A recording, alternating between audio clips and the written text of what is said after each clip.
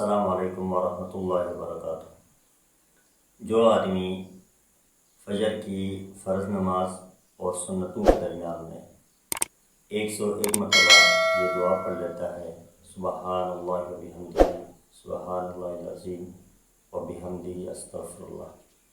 اس دعا کے بارے میں رسول اللہ صلی اللہ علیہ وسلم نے فرمایا، جو آدمی فجر کی فرض اور سنتوں کے درمیان میں اس دعا کو 100 مرتبہ پڑھے گا اور مستقل پڑھے گا، اس کا اہتمام فرمائے گا، آپ صلی اللہ علیہ وسلم نے فرمایا کہ اس کے سامنے دنیا ذلیل ہو کر آئے گی۔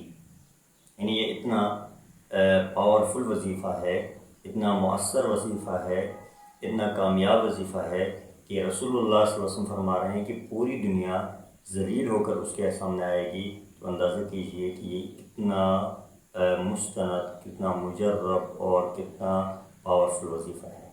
اس لیے اگر دنیاوی کامیابیاں چاہتے ہیں، کامرانیاں چاہتے ہیں، دنیاوی ترقی چاہتے ہیں، اس وظیفے کو اپنائیے اور اپنی زندگی میں اس وظیفے کا اثر دیکھیے۔